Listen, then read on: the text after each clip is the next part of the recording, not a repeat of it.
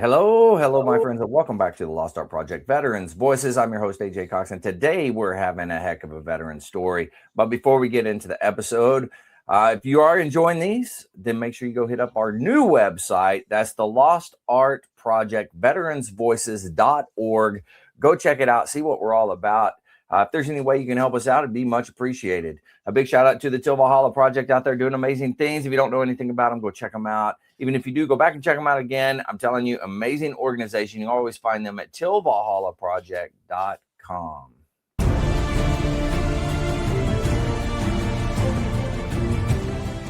Are you a Marine veteran? Are you missing that bond you had on active duty? Then I have a place for you. Join the only congressionally chartered Marine Corps Veteran Service Organization, the Marine Corps League. Get that brother and sisterhood back in your life. Become one of the fewer, the prouder, a Marine Corps League member.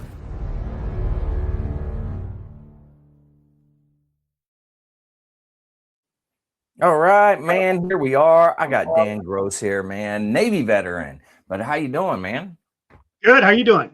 Oh, man, I'm excited. You're here. So, I can't complain. There you go. Well, shoot, I know you have been excited about coming on. We've been talking back and forth. Let's kind of talk about the first topic you wanted to bring up, which is a new movie and stuff. Let's talk about that real quick. So, yeah, new movie. I was able to go see it up in Omaha here about a month or so ago. Mm-hmm. A couple of nonprofits put it on, and it's called Sheepdog, and it is a very, very unique movie. Luckily, the star and co-star were actually there at the premiere. We did I would say probably an hour plus of questions and answers afterwards. Oh, wow.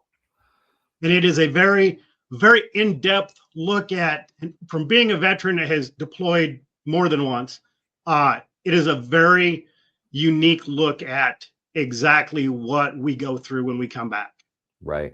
It goes through the one character goes through therapies, different kinds of therapies, because of a little altercation, shall we say. So they gave him a choice, and he had problems with the VA prior to that, but it gets into some very in-depth stuff. And unfortunately, I've been in some of the situations that they portrayed on there.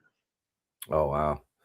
Well, I mean, it sounds like a great movie, a good insight movie for people, I think it'd be. And the funny thing is when you watch it, you would swear, as a veteran, you would swear that the star and co-star were probably prior military.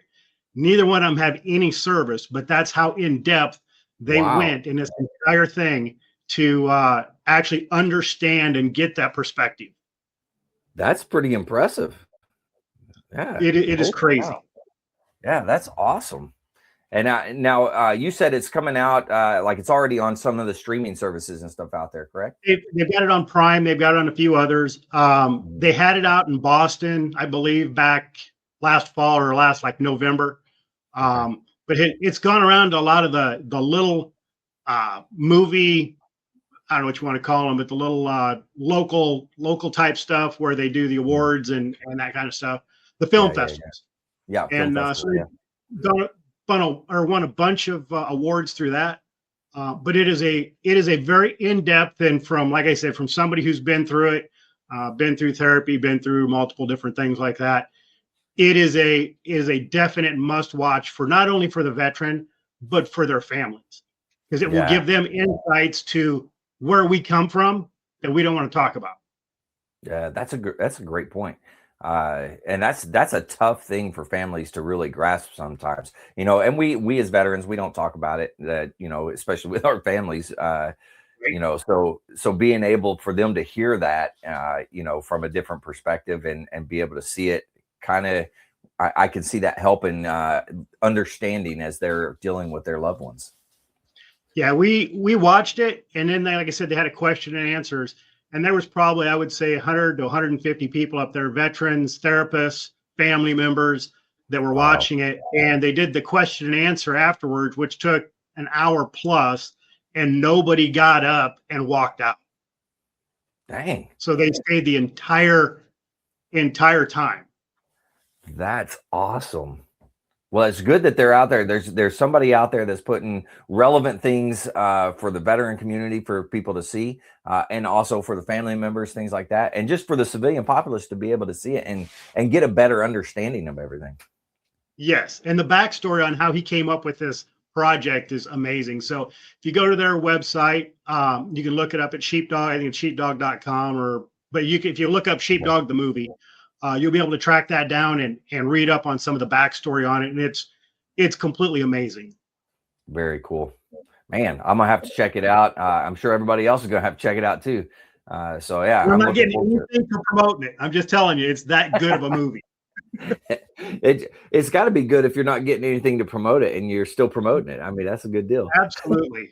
Yeah, I love it. I love it. Well, shoot, Dan, let's go back. Tell me about where you grew up. What was that like? And then eventually how you got in the military service. All right. So I grew up in Lincoln, Nebraska, born and raised. My parents had multiple different businesses. So one of them were tow trucks. We did actually tow cars. So that was an interesting thing all in of itself. There's stories upon stories of that. But I grew up with that. We also had animals. So they had horses, they had sheep, they had goats. We lived in town, but they had a small acreage just outside of town. So we were able to have multiple different things like that, which was very unique. Yeah. Back in about 80, so we had ponies, they had riding horses. And then in about 80, Dad went to a sale and came back with, I believe it was 9 Belgian draft horses. And we started showing those and doing hayrack rides. And so we would do hayrack rides all the way through junior high and high school for different groups, whether it was church groups, college groups, family, friends. We did some for the schools, to raise money for the schools, and the kids would come out and they'd roast their hot dogs or their marshmallows or whatever. And so there's a plethora of stories from that stuff as well. Wow, that's pretty cool. That was all growing up. Mm-hmm. High school, I was a little hellion. Went through 13 cars in high school. I'd buy little junkers and drive them and beat them, and I'd work on them, and then I'd buy something else and go through that, and it was crazy. That's awesome, though. I mean, so you really learned some good skills as far as working on vehicles and things like that during that time. Yeah. When I was let's see, a junior, we had a final in high school. I was in shop class, and it was had a distributor out, have to get this car running or get this engine running and timed and everything. And we had a thing they called brown bag day at the high school. So all the high school, all the classes had one single lunch period. So allegedly we partook in some beverages and then went back to class. And I went back to class, and let's just say I wasn't standing straight. And went in and that was the day of my final, and I knocked it out of the park. And the teacher just looked at me, and there's no way that he could not smell me. But I just went out and started throwing parts on and got it running. And they just looked at me like, "You just did that in like record time. No, something's wrong." And I was like, "No, it's all good." Maybe he looked and he's like, you know what? Maybe it helped him. Maybe that the little drink he had was a little bit of a help. You never know. You never know. That's pretty funny. So, my grandparents, my grandfather on my dad's side, World War II. They were both World War II. He always had a picture up in the bedroom of his class, his graduating boot camp class, and but never really talked about it. So my grandfather on my mom's side passed away in 81. So I didn't get to know him real well. I was like 9 years old when he passed. But I follow in his footsteps as far as being able to make just out of the box things work. Right. He was in the Pacific. He was a flamethrower. And actually, as they were on one of the islands, he ended up getting shot in the neck. And got evacuated and lived to tell about it. So he wasn't one of the statistics of the 13 seconds or whatever it was for the flamethrowers to live. Yeah. He made it through that and made it back home. That's amazing. That's Yeah. amazing in itself. Just that. It is. It's crazy. You know, I always remember growing up, and there was a belt of 50 cal rounds hanging on the wall in the barn. And, you know, the kids, we'd all play with them and stuff. And it never really, you know, found anything out about them. But, you know, it was always one of those things of like, you know, what's going on? Yeah. Yeah, my dad didn't serve. He was during Vietnam, got drafted, went in, and they did a hearing test. And they said, you're deaf in high tones, and you will stand up in the middle of a firefight, and we'll send you home in a bag. So turn around and go home. Wow. Holy cow. Yeah. So that was kind of an interesting little bit there too. You know, so military for me growing up, I mean, you know, we always go to rodeos, you always stand up, you'd always, you know, be there for the flag, Pledge of Allegiance back in the day when we still did that. You know, so that was a thing that I grew up with. Got into high school. You grew up in a very patriotic area too. You know, that's in the Midwest. Yeah. So yeah, I went to high school, and about my junior year, I started getting phone calls from the Navy recruiters. The only recruiters that ever got a hold of me. Why? I don't know, but they did. wow. So I went out first couple times and talked to them, and they're like, hey, you know, you want to join the Navy? And I'm like, I don't know. And I'd hang out there and talk to them for half hour, an hour, you know, whatever. Yeah. And he'd be like, yeah, I think I'm going to think about it later. And so I'd leave. So I would even get phone calls at home. The phone would ring. I'd answer it. Hello, it's Dan. Or hello. And I'm like, yeah, is Dan there? I'm like, I don't, can I ask who's calling? Oh, this is a Navy recruiter. I'm like, oh, yeah, he's not here right now. Can I take a message? And so I played that phone tag with them for a while, you know, and we just laughed about it. They even brought the region was actually in Omaha at the time for the recruiters. And so they brought the Master Chief down, and he talked to me for like 2 hours one night. We're swapping car stories and yada yada yada, and we get done. He's like, so you know, you ready to sign up? And I'm like, yeah, no, I don't think so. I'm out of here. And I left, and they were not happy. We'll put it that way. Yeah, there were 3 recruiters in the station. Had an aviation guy, had a cook, an old stew burner, and had an electrician, and all first classes at the time, all E6s, first classes. And so, you know, got along good with them, always joking with them. So yeah, so the reason I joined, we'll get into that. Okay. We'll go back to the drinking thing. So I had a young lady that I knew, and she was 17, but her parents had signed for her to go in early. So, okay, great, you know. So she gets a hold of me, and she's like, hey, I leave for boot camp next week. I want to go to one more party before we leave. Okay. Absolutely. Exact right person to call. So I made a phone call. We ended up with a bottle of Seagram's, a bottle of Wild Turkey, and a bottle of tequila. Oh, geez. At a party. And we got there around 10 o'clock. About midnight, the Wild Turkey was gone and the Seagram's was gone. And we were getting ready to crack the top on the tequila. And it was me and her. And there were some others that would come by and take a shot every once in a while, but it was basically me and her. Oh, geez. So about midnight, you seen the cartoon characters where somebody like melts out of a chair? Yeah. Yeah. Well, that was her. She was literally sitting at the end of the table, and she melts out of a chair onto the floor. And I look around, and I go over and I grab her. Another guy grabs her, and he was the only one that was of age at this party. Oh no. So me and him help her down to my car, and I'm like, I'm going to take her out, drive her around for a while. We'll see if we can sober her up a little bit. Okay. So we get about, I don't know, 4 or 5 blocks from the where we were at, and she starts screaming for her boyfriend, which her boyfriend at the time was a Marine, and he was in Okinawa. Oh, And she no. just started screaming at the top of her lungs for him. And I looked at this other guy, and I'm like, dude, I'm going to drop you off on the corner, and I'm going to take her to the hospital because I don't want to get, you had nothing to do with it. You just happened to be there. Yeah. And you decided you would come help.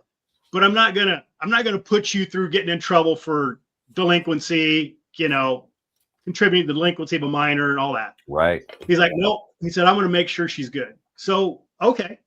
So we take off and we go to the hospital and we run in. She's in the back of the car, passed out. We run in and we're like, hey, we've got a drunk in the car. We need a hand. And they're like, well, bring them in. They just gave us attitude. So okay, fine. We go out and grab her, one under each arm. We come dragging her in.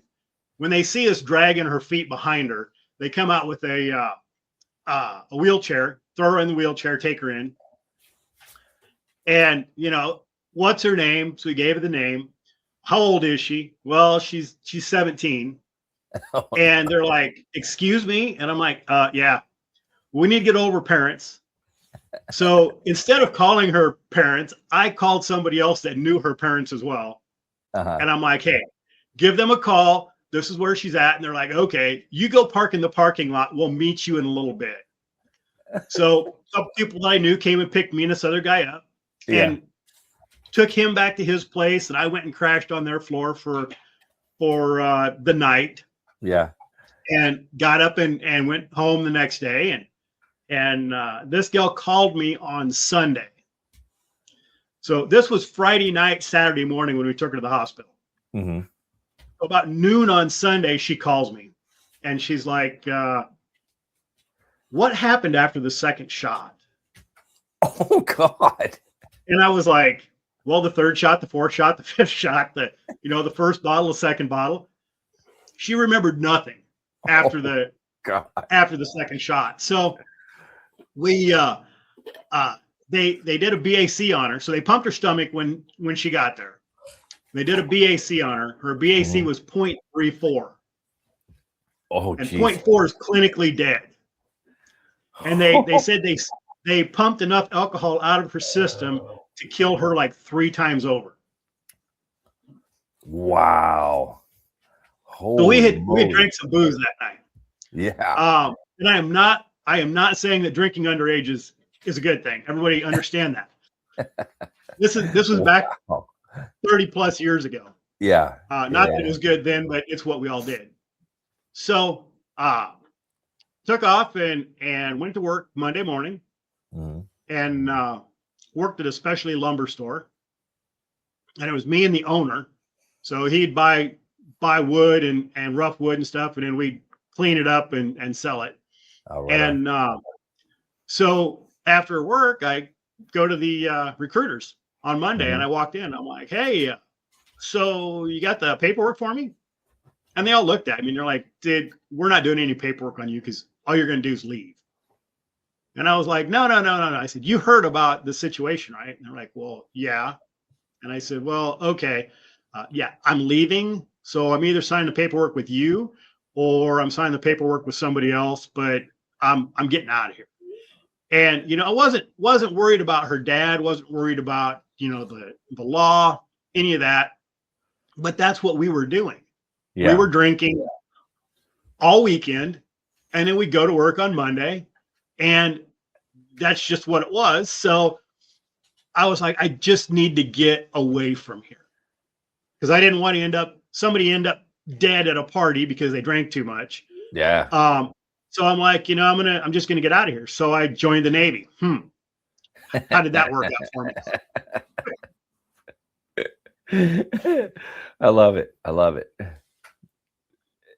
So yeah, so I enlisted back in June of '91. Yeah. In delayed entry for a few months, left in November, went to boot camp. Okay. Went to Orlando. Oh, okay. Which was at the time the only place that they had females. And I had a buddy that had joined the Marines after we got out of high school in '90, and he went to San Diego.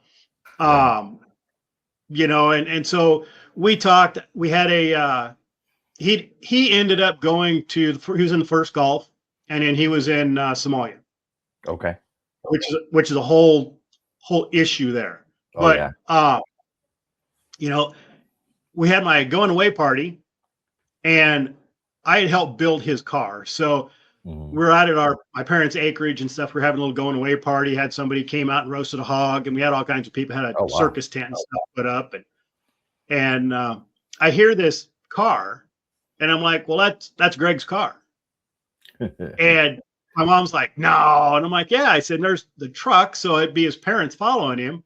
I said, well, you know, maybe his dad probably brought the car out and his mom's bringing the truck, you know? Okay. And this car pulls in, and this big lanky individual jumps out of the car, and I was just floored that he actually came back for my going away party a year after he left. And he was actually in Virginia. Okay. He was in Camp Lejeune, so North Carolina is where he was at, and him and a buddy drove back so that he could be back for my going away party. Wow, that's cool. So that was an interesting thing. When he came back from the first Gulf, from Desert Storm, and he came back, and of course, what do all civilians want to know? Hey, did you kill anybody? What'd you do? Yada, yada, yada, you know? And I just never asked him. So we were out driving around one day, and he just looked at me, and he's like, you know, thanks. I'm like, thanks for what? He goes, thanks for not asking. And that hit me pretty profound. And I'm like, dude, if you ever want to talk about it, you know, I'm here. But I'm not going to, you know, ask you and make you live through that stuff. And so I think that was part of the reason. But yeah, we were pretty close going through high school. Many parties to, that's a whole nother 2-hour episode right there of just high school antics, shall we say. So go to boot camp, go down to Orlando. And I don't know what they call them now. We called it at that time. You had your processing days at the very beginning. So your P days, and then you went into your training days. So our P5 days, when they come in, and they do it in every branch, you call it whatever, but where they come in and they just destroy your lockers. You know, you've worked so hard to get these lockers, and it's the very first one. And so we're all getting destroyed. And we had this first class, this E6, and he is in front of us, and there was like 5 or 6 of us together. Yeah, that he decided he was going to hone in on. And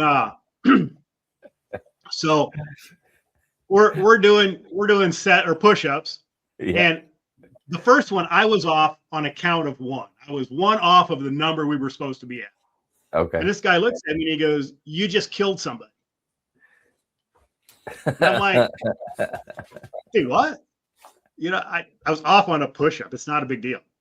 So we're going through, getting destroyed, and we're doing team setups, you know, linked arms, linked up, going up and down. And somebody else was off. And this guy looks at me and says, "You just killed 2 people." Oh, dang. And again, we're looking at him like, what are you talking about? Yeah. So he we get through the whole God bless the USA, the whole kumbaya, you know, all that good stuff. And he pulled us back together, and he says, "Do you know why I said that?" And we all looked at him like, he had no clue. Right. He was a plane captain at one point. And somebody had done maintenance on the ejection seat mechanism for this aircraft, and they hadn't taken the safety pin out. So the pilot gets in, takes off, and there was an issue with the aircraft, and he couldn't punch out because of this safety pin that was left in. Wow. So he augers in.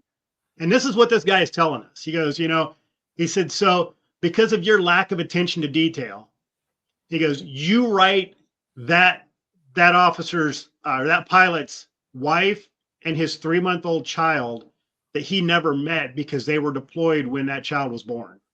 Oh, jeez. And I was like, You know what? I know what my skill level is, but when it comes to somebody else, I don't know what their skill level is. So that was kind of a real changing part of me. Hmm. I can do some sketchy stuff at times, but not if it's going to put somebody else in harm's way. Yeah. Yeah. Yeah. Yeah. I mean, you know, Wow. that little, you know, hour or half hour or whatever it was of getting beat like that, and then to have that profound piece put on me. I even use that today. Yeah. I retired 2 years ago, and I still use that as, you know, people, you know, have a conversation with somebody and it'll be an attention to detail type thing, Hmm. and I'll bring that up. And my son joined in 15, Okay. and he's aviation electrician. Right now doing workups on the Bush. But Oh, wow. when he went in, I told him, I said, look, you know, you're going to go aviation, so you're going to be working on aircraft, and Hmm. you know the college educated break it and the high school educated fix it. So when that pilot gets in, they're expecting it to be 100%. And if it's not, you need to let them know what's wrong with it so they can decide, am I going to take this aircraft, or they know what the what the issues are with it so they know what they can and can't do with it. Right. So yeah, and he even uses that as an education and training point yet today. Yeah, I mean it's a definitely a good example of how that attention to detail is so important. And you think about it, you're like, you know, it's one push up, what's the deal? But Yeah, that was one cotter pin that was one safety pin that got left in that aircraft, and that pilot died. that's crazy. You wouldn't think that something that small would matter that much, but in Yep. reality, it does. Absolutely. Yep. I mean, especially in a combat situation, Hmm. you know, one little thing. Oh, I forgot to rack around in. Yeah, That split second of you pull a trigger and it goes click, and that is the loudest sound you will ever hear yeah, is a yeah. click when there's supposed to be a bang. That's true. It's incredibly true. Yeah. So, you know, that's one of the things that, yeah, I lived with that for 30, 35 years. Yeah, Mhm. coming up Wow. on 35 years. And and I can remember how I was, where I was, what was going on during that. Um, that was a profound moment in my life. Yeah. Holy cow. That's amazing. And that it stuck with you that long. Yeah. You know? And I've passed that on to many people. So I know that still gets brought up as training points from some of my junior sailors over Oh the yeah. years that still use that as a learning experience or a Hmm. teaching experience. Yeah. Yeah. For sure that one's getting passed down. Yeah. Yep. Yep. Now you So knew what your MOS was going to be before you joined, right? Or your rate? yeah. So that's an interesting one. So I go up to MEPS, do the duck walk and everything, and we Hmm. go into get our class or our rate. Hmm. And I told the guy, I said, I want to be an electrician. Because as I before I joined the Navy, for a couple years I was dating somebody, and her dad was an electrician, and so I Mm. worked for him, and I had like 2 years of my apprenticeship done. So I'm like, you know, being a Sparky wouldn't be bad. I could handle that. Yeah. And uh, I walked in and they said, well, we don't have that. We don't have that available. They gave me my options. I could be a 2 year striker, which was basically you'd go chip paint for 2 years, and you were supposed to be able to figure out what you wanted to do to make that your All career. right. But 99% of the time, that never happened. And well, I won't say 99, but a large percentage of the time that Mhm. didn't happen. Right. Um, or I could go to as an electronics technician and do it for 6 years. Oh, okay. And so I told the guy, I said, you know, 2 years isn't long enough to decide if I don't like it, and 6 years is too long if I don't. Yeah. I said, I want 4 years and I want to be an electrician. He goes, well, I don't have that available. And I said, well, I'll leave with the recruiter when he takes off at the end of the day. So this guy's like, well, go to lunch. So I go to lunch, come back, and he goes, well, I've got this other job. I said, okay, what is it? It's an interior communication electrician. So I call him an overqualified electrician. Okay. So the alarms, the sensors, Oh. your gyro compass, your like on an aircraft carrier landing lights, all of that type of stuff goes through the ICMan or the interior communication electricians. Okay. And so I was like, yeah, I could probably do that. And he goes, but it's a tar. And I go, well, what is a tar? He goes, oh, it's great. And I should have known right there he was lying to me.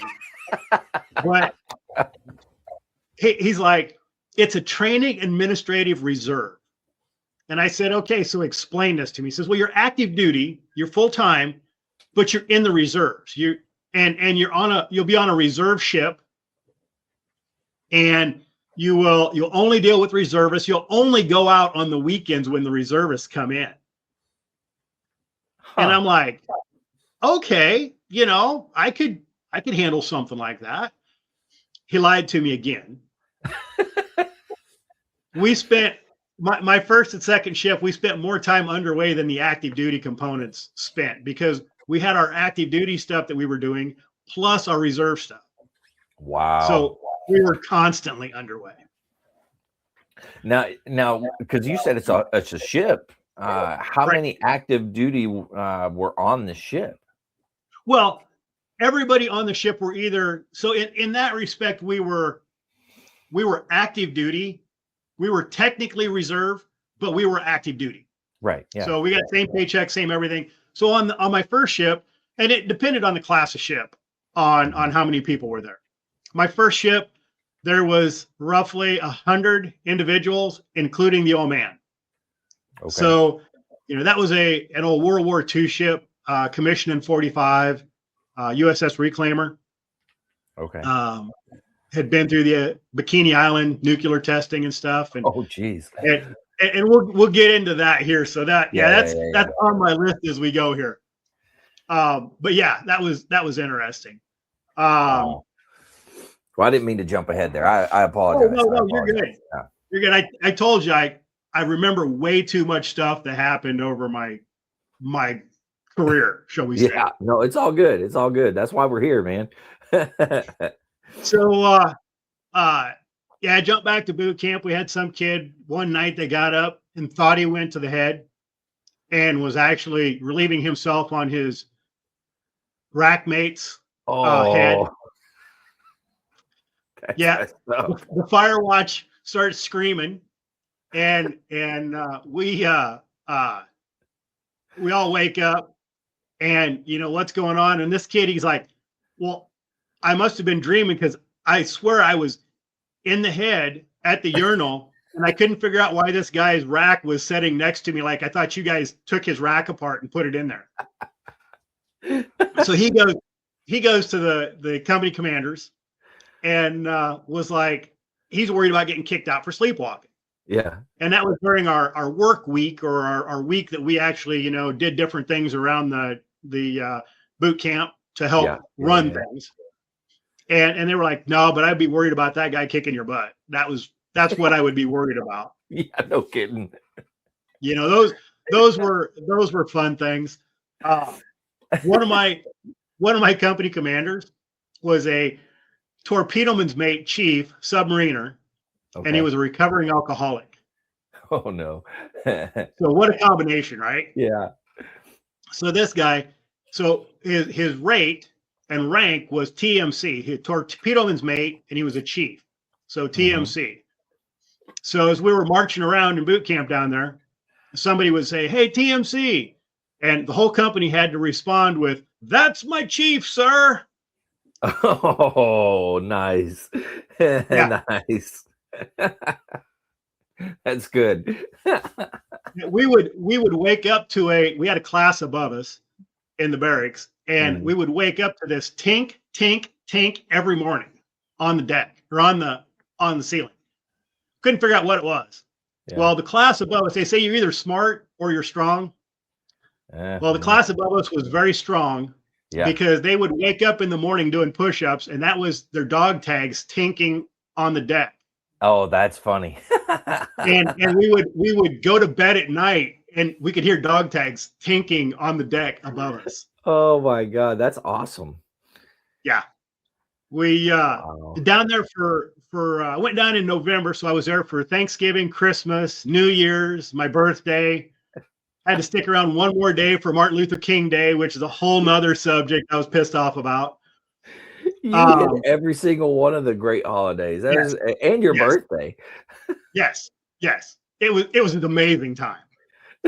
Uh, so our torpedoman's mate, our chief, he comes in on New Year's Eve Mhm. at like 23:45. Okay. And he'd come in early, and he had the fire watch help him take stuff to the lounge. There was a little lounge area in the barracks. It was basically like a little classroom that we were supposed to be able to go to, but you were never able to go to. Right. Yeah, Kind of that off makes limits sense. thing. Yeah. And it had a TV in it and everything, and you could always just watch. You'd always look like, oh man, someday maybe. So about 23:45, we get woke up, and we're like, what the heck? He's like, everybody online, start doing push-ups. And we're like, what the hell's going on? Who screwed up? Yeah. Well, it wasn't anybody screwed up. It was New Year's Eve. So he tells us, he goes, I just wanted to make you push one more time before the new year. Mm. And then told us to all go to the lounge. And he had turned the TV on. There was cases of soda and boxes of cookies that his wife had baked. And he was like, okay, you can watch the ball drop. You can each have no more than 2 sodas. You can have some cookies. I'm not coming in tomorrow or the next day. So there's passes that you guys can go down to the phone center if you want to. But as far as me or senior chief coming in, neither one of us are coming in for the next 2 days. So you got to march yourself to chow. You got to take care of yourself because we're not coming in. Wow. That's And I mean, wild. we were fairly close to graduating. Mhm. So it's not like we were a brand new company, Right. we were like 6 weeks or something like that. So Mhm. about 6 weeks. So yeah, that was a very interesting time. Wow. So you guys literally, like, you marched yourselves to chow. You did everything all day long. You took care of Yep. yourselves all day. Yep. And it was the weekend basically. Yeah. So it was like a 4-day weekend. So, it was like nothing really going on. There were no classes that we had to attend or Right. anything. So we were just kind of hanging out in the barracks and taking care of that type of stuff and Yeah. doing some studying because we all still had to study for stuff. But yeah, that was my boot camp experience. Wow. That's, you had a pretty incredible boot camp experience, in my opinion. That's There were good points and there were really crappy points. Oh, well, I mean, I would say that's pretty typical of boot camp, though. Oh, yeah. But your recollection of it and your telling of it makes boot camp sound fun. Like exciting, and it wasn't all fun and games. But we spent hours out on the drill deck marching and Right. and paying for the mistakes that we had made and you always tell you'll always remember the good parts and you'll forget about the real crappy parts.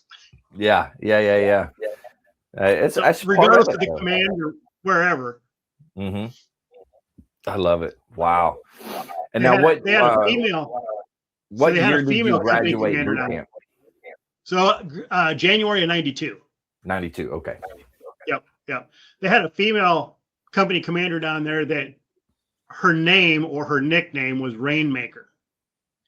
And because there were female companies down there, you figured that all the female company commanders had the female companies. Well, evidently she was banned. Rumor was she was banned from having a female company because she was so hard on the recruits. Wow.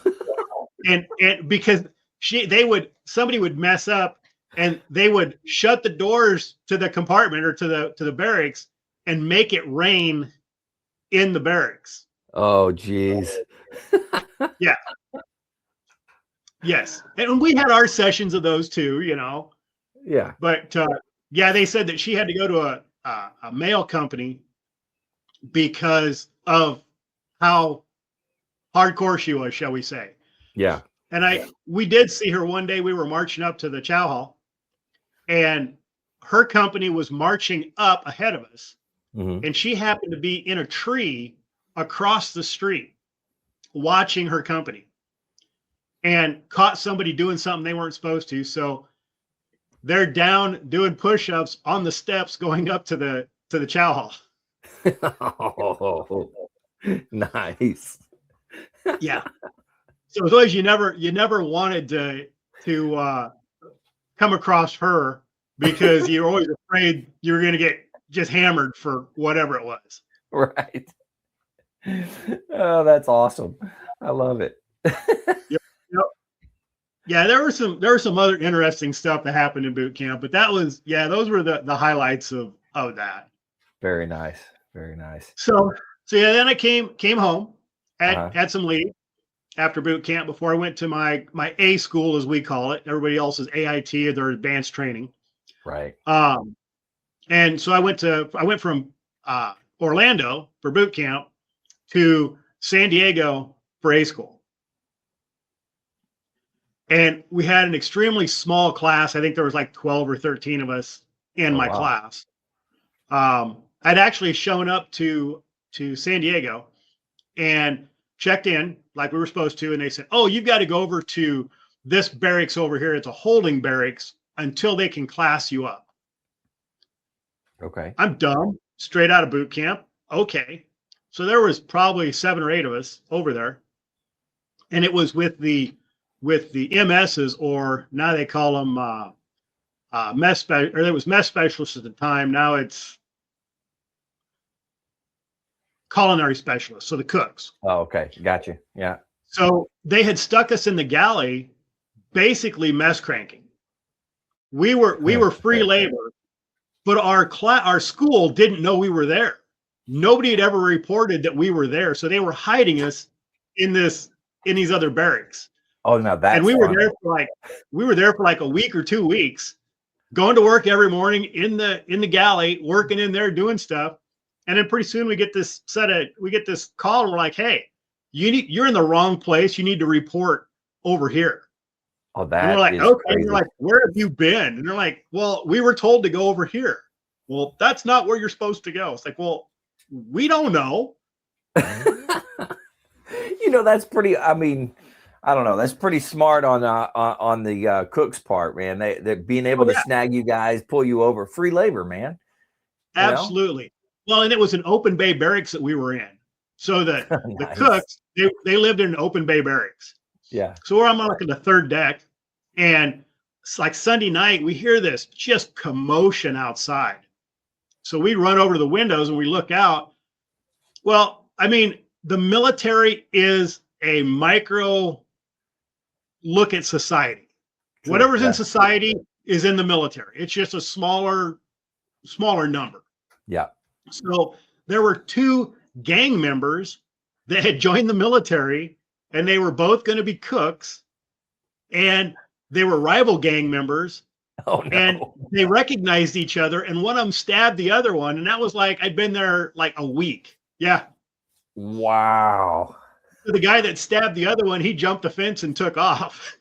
Holy crap. Oh my gosh.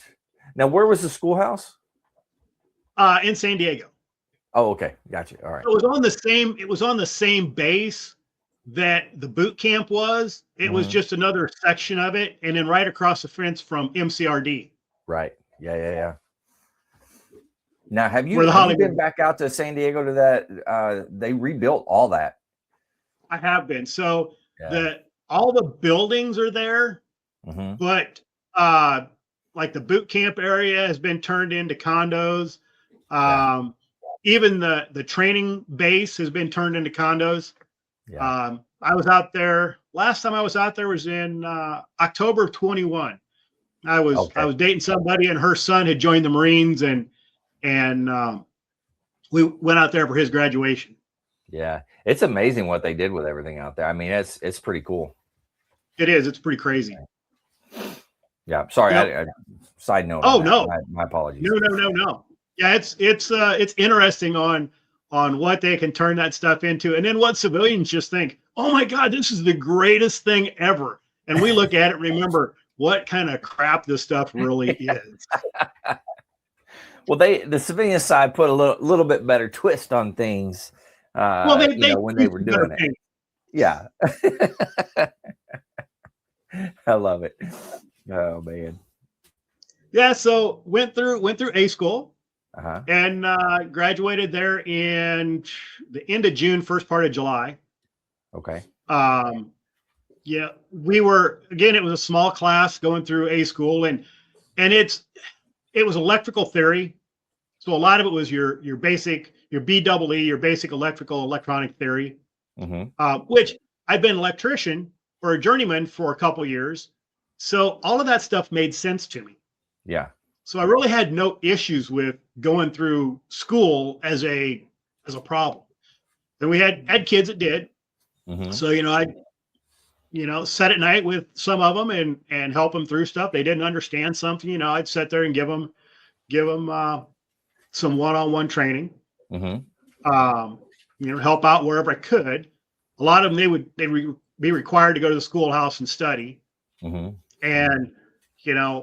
it's like, okay, but if anybody ever asked for help or anything, I'd explain it to them on kind of dumb it down for the KISS simple, or the KISS theory. Yeah. Keep it simple, stupid. Yeah, I'm all about that. Yeah. Yeah. A school, we had it was supposed to be the whoever got the highest score for the week didn't have to clean, because that's what we did Friday afternoon is field day, right? Schoolhouse. Yeah.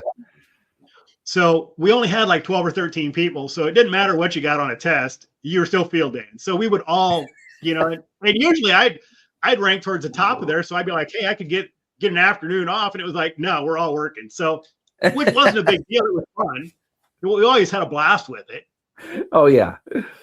Yeah. Well, that was back. I imagine you had buffers. You had to buff the floors every day, all that type of stuff. Strip and wax and buff the floor. Oh yeah. Those were the good old days right there. Oh, those were great. Oh, you played buffer rodeo. You sit on the buffer and let it go. Yeah, that was always a good time. The day I actually checked in at my room or my barracks, I didn't know anything. I come walking in dragging 2 sea bags and all my crap, and I come walking into the room, and I was like, "Oh, this is a pretty squared away room." Didn't even think about it. Well, they were using non-buff floor wax in that room. So the rule was that you came to the door and you took your boots off before you walked in. You walked in socks. Yeah. So I come walking I get in there, start putting my stuff away. Class gets out, and my roommates show up. Was not good. Then we had to strip and wax the whole thing, and then they explained it to me, and I'm like, you know what? It would have been nice to know that before I drug my stuff in, and so we always had outstanding floors because we were, like they say, if you're not cheating, you're not trying. That's right. Yeah. And so we may have been pushing the limits just a little bit because somebody was smarter than us. So yeah, we would do that, and then we never had to worry about stripping and waxing the floor because we had the non-buff down. Yeah. So it always looked like glass, and we'd walk in with our socks, even when we had gone to the bar at night, because back in the 90s you could still drink on base under 21. So that was our Friday night, Saturday night. After we got done field day in the schoolhouse, it was hit the bowling alley. And as soon as the bowling alley, or as soon as the base clubs, there was a country bar, a hip hop bar, and a blues bar. Oh wow! They were all in one. They were all in one building, but you couldn't get from the country bar to anything else. You could go from the blues to the hip hop bar, but you couldn't go to the country bar. It was separated. Huh? That's weird. but we would run across there as soon as the bars open, because from 6 to 7 you didn't have to pay a cover charge. Oh, nice. And so we would get there early, and then allegedly close the place down at 1 o'clock. Oh God. Allegedly. Nice. Allegedly. Yeah. Yep. Dang. Yeah, that was back in the day. We had one kid that the Canadian Sea Cadets had been in one of the barracks across from where we were at. And this guy had been at the bar, and we could only drink on Friday night and Saturday night. Rest of the week couldn't go to the bar.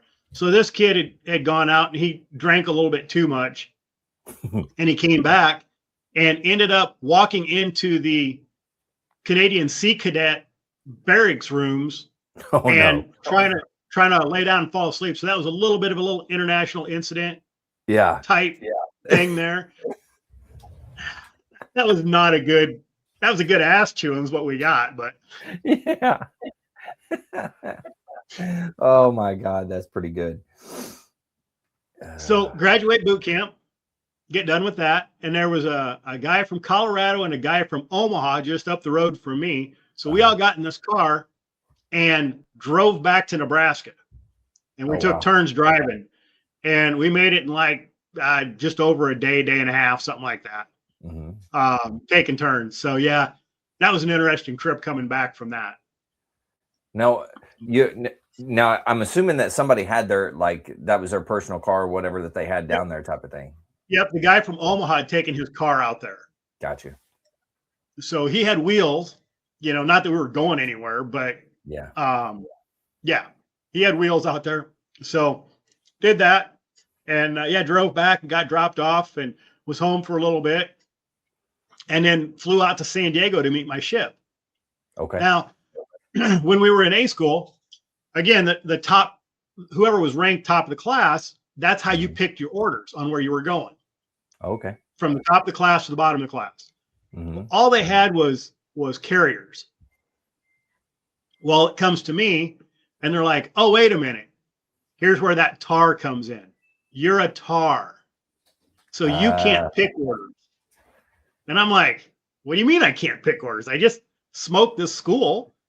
Of course I can pick orders. And they're like, no, you got to do a dream sheet, which is where you put down what you want to do. Yeah. And then somebody in Big Navy looks at it and says, oh, well, we've got an opening here. So it's to make you feel better about needs of the Navy. Right. Yeah. You never get what you want when you do a dream sheet. Typically you don't. Yeah. Typically you don't. So I figured, hey, Hawaii would be great. Yeah. Yeah. But I figured the Philippines were closing down. So anybody who liked the island community would try to go to Hawaii. There was an opening in Hawaii. I put Hawaii and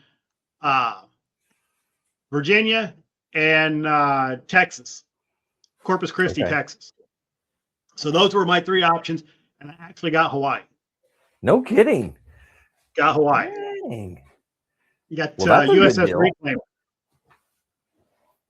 So yeah, it was interesting. Wow. So I leave here, Nebraska, fly out to San Diego to meet my ship, and they looked at me and they said, "Oh, your ship left yesterday." Oh no. And I'm looking at my orders and I'm like, but it says report today. And they're like, yeah, well, they left a day early. Sorry. Well, so they put me in the, they put me in the transient barracks. And, transients, you got to find a job on base to do while you can't just hang out in your room. Right. Of course not. Yeah. So they send us over and we run into this, we go into this office with this crusty old master chief, old bosun mate. Yeah. Been in since Moby Dick was a minnow. And he looks at me and everybody's got to go in by themselves. And everybody's coming out and they're like, man, we got trash detail. We got to go clean up and dump the trash around base and pick stuff up. And okay. So I go in and he's like, so what do you do? I'm like, well, I just got out of ICA school, and I was an electrician before that. Before I came in, he's like, huh, you go over to this building over here and check in over there.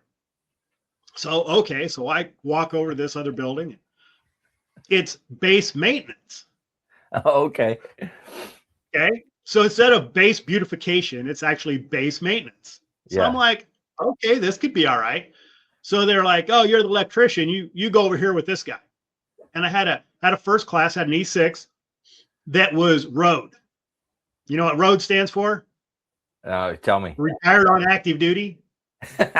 Yeah. So he was literally at his twilight tour, getting ready to punch out and get out. So the first day we get in the golf cart and we drive around a little bit till about, I don't know, 10:30. And he looks at me and he's like, all right, I'll see you tomorrow. I'm like, what? He's like, go, get out of here. I'm like, okay. So 7:30 the next morning, I'm back at the building, checking in with him. And I think out of the whole week and a half that I was there, we went over to the base chapel coming in on 32nd Street there and troubleshot some outlets or something for half a day. And then he was like, yeah, we're done. See ya. Just didn't care. He didn't care. He's like, I don't know. I'm getting a paycheck regardless of what I do. So it's all good. Yeah. So, but it was a blast. Had a blast there.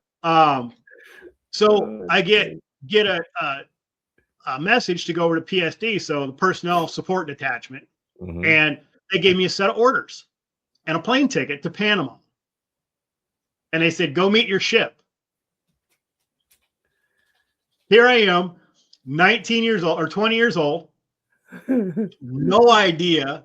The most I've been out of the country was when I was in A school and we'd jump on the trolley and go down to Tijuana. That was it. And I grew up in Nebraska, so Spanish was dos cerveza por favor. And that was, that's what I was. So we get on a plane, and I got a ticket. They don't tell me anybody else is going to the ship. They're just like, here's your plane ticket, go. Don't tell me what the base is. No, nothing. I'm going to the USS Reclaimer in Panama. So jump on the plane. Yeah, jump on the plane in San Diego, and 2 or 3 different stops, and we end up in Panama. Now, is this civilian flight? Oh yeah, civilian flight. Yeah. Okay. Give me commercial tickets. Here you go. Here's your economy class. Get to the back of the bus and stay there. Yeah. So we land, and I had noticed this other guy on the flights that I had been on. But who knows? Again, I'm a young dumb kid. So we get there and we go to baggage, and he's like, hey, are you in the military? And I'm like, yeah. We both got our sea bags. And he's like, well, where are you going? So I'm going to the Reclaimer. He goes, so am I. So PSD could have told us, hey, you guys are traveling together. Yeah. Yeah. No kidding. But nothing. They both gave us our plane tickets and our orders separately and never said anything to either one of us. I mean, typical military type thing. Yeah. So we get down there. I remember grabbing the phone, the pay phone, and, trying to get a hold of the base. And I answer it. It sounded Greek to me. So, again, I don't speak Spanish, so I have no idea what they're saying. And the other kid happened to be from Hawaii. He was a local from Hawaii. Again, never been anywhere. He'd been to boot camp into A school. Yeah. And so we grab our bags and we walk outside. And here's this great big white army bus. Are they here for us? We don't know. So we go walking up to this guy. And we're like, hey, are you here for us? And he goes, who are you? We're like, well, we're 2 sailors and we're going to the Navy base. Well, what's the name of the base? Well, we don't know. It's the Navy base.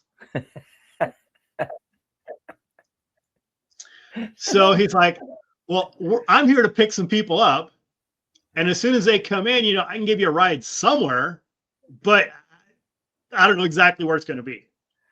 Okay. So, Oh my God. yeah, typical, hey, have a nice day. Welcome to the Navy. Yeah. So as we're This is sitting there great. on our sea bags, we're camped out, just kind of relaxing a little bit. It's warm down there. It's August in Panama, so it's a Mhm. little on the warm side. Yeah. So we are sitting there, and here comes this lady up and speaks perfect English, and she's like, "Hey, are you guys in the military?" And we're like, "Well, yeah." "Well, where are you going?" "Well, we're going to the Navy base." She's like, "Well, my husband is here, and we're picking somebody up, a buddy of his, and they're both in the Army. If you want to ride, we can give you a ride." Again, okay, we're brand new out of boot camp in school. Sure, we'll do that. So we're sitting there, and pretty soon here this van pulls up, like a mid-70s Chevy van Uh-huh. that had windows in the sides, but for some reason there's plywood over the windows. Oh no. And the van pulls up and the door slides open, and here she is sitting. There's two guys in the front seat. Here she is sitting in the one seat in the middle, and here's this Doberman looking at us like, "Are you my meal? Can I take a bite out of you?" And she's like, "Well, come on." So of course, being young and dumb, what do? We throw our bags in the van and jump in. Right. Yeah. Makes sense. I mean, what else are you gonna do? Exactly. Yeah. So we start taking off, and the friend that flew in is talking to the guy that's driving. He's like, "Man, this is a great thing. Where did you get this at?" He's like, "Oh, I picked it up for like $1,500. Now, I'm a car guy, and I'm like, this is like maybe a $500 van back in the States. And he's like, "Yeah, I got it from somebody that was leaving. They already had the windows boarded up and stuff." And I looked at his wife, and I'm like, she can see the confused look on my face. Like, Yeah. why are the windows boarded up? She's like, "Well, so this is early or August of 92. Uh-huh. She's like, "Well, there's still gorilla fractions down here that will pull you over. They'll take and put 3 vehicles, one in front, one beside you, and one behind you, and pull you over and rob you." Oh jeez. And I'm like, what the hell did I get myself into? Yeah. So finally, after like 2 hours, we get to the Navy base. Because again, he doesn't know where the Navy base is at. We'd stopped at the base they were at. They're asking directions. We're like, "Oh, yeah, go over here, go over here." Okay. So we finally get to the base, get to the gate. They let us in. We go to the quarterdeck, or the main building. Right. And we both walk in, and he just drops us off. And it's like, "Here you go." "Okay, roger that. Have a nice day." So we go walking in, and the duty guy's there because it's after hours. And he's like, "What are you doing here?" "Oh, we're here to meet our ship." "There's no ships here." "What do you mean there's no ship here?" Right? He goes, "There's no ships here." We're like, "What do you mean there's no ships here?" He's like, "Well, there's nothing." Like, "Well, are they coming in?" He's like, "Well, what's the name of it?" So he starts looking through message traffic. Yeah. They're like a week and a half out Oh, of getting geez. down there. So we go from doing nothing in San Diego Yeah. to now doing nothing in Panama. Neither one of us had any money. We're expecting to jump on the ship. We're E2s and E3s, and we're supposed to be jumping on the ship, Yeah. 3 squares and a cot. We're good to go. And so we're like, "Well, do you have a barracks or something somewhere that we can check in?" "Well, you can go to the Navy Lodge." Okay. So we go over to the Navy Lodge, drag our bags over there, and they're like, "Well, you can have these rooms until Sunday, but on Sunday you've got to check out." "What do you mean we've got to check out?" "Well, the reservists are coming down, and they have the rooms scheduled." And we're like, "Well, we're active duty. We trump reservists." And they're like, "No, the reservists have them scheduled, so you have to go out in town." "Well, how are we going to do that? We don't have any money." Yeah. So we found out what advanced per diem was on Monday. Yeah. So as we pack our bags up, and we went over to Howard, the Air Force Base, to have something to eat. Down there was a Pizza Hut on the Navy base, and yeah, I don't remember what else, but there was really nothing there. Yeah. A typical Navy base. There's some Quonset huts, and yeah, that was about it. And Yeah, some sounds old, right. some real old wooden barracks. And I even told the guy, I'm like, look, I'll sleep on the floor, or give me a hammock or something. I don't care where I sleep. Nope, can't do that. So we're there for a week, and they again make us do something. So they've got us working in the freezers and stuff for the galley, but we can't work in the galley because the galley is civilian run contractors. So we can't work in there. So we're working in the supply, making sure that they've got pulled out whatever they need and stuff. And again, we don't have any money. We're out in town in a hotel on advanced per diem. Met some of the reservists, which was a very interesting. I had a good week that way. We'll just put it that way. And so they're sneaking us food out of the galley so we can eat lunch. Yeah. And okay, whatever. So the ship pulls in, and they come in. They're like, "Hey, your ship's pulling in." So here are these two dumb young kids, run out to the pier to see our ship. Okay. Now, my first ship, the Reclaimer, was 213 and a half feet long and 43 feet wide at the widest point at the beam. Wow. That's pretty small, man. To have 100 guys on board? Yes. Yes, it is. So we go grab our stuff. They get lines across and everything, and they're hooking stuff up, and we grab our bags, and we go down, and we come up on the quarterdeck, and we come up the brow, and we come to the quarterdeck, and here's our orders, and the guy on the quarterdeck looks at me, and he hollers at somebody, and this first class comes around the corner, and he's like, "Hey, this is the new guy." Okay, well, the first class was an electrician. Okay. Electricians and I-seamen are two separate different things, but we work kind of the same stuff depending on where you're at, what ship you're on. Okay, yeah. So he goes, "Well, just a minute, stay right here. Your chief's out here on the pier." And here's this guy hooking up like phone lines. Okay, so here comes the chief. And Chief Graff was his name. And he was actually from Nebraska. He was out in Chadron is where he came from, which is the far northwest corner of the state. So he goes, "Well, grab your stuff. Let's go." Okay, so down the ladder we go. And he goes, "I'm just going to put your stuff here in the shop for right now." Okay, so we go down the ladder, go down 2 ladders, and we're in the berthing area. Well, that's where my shop is at. And it's in the berthing area, in the middle of the berthing area. And there's expanded steel all the way around. And they've put like tin up or aluminum panels up to kind of block it from the racks on either side of it. And the door has got a small spot at the bottom, about 1 foot or 2 foot high, that's still expanded steel. Huh.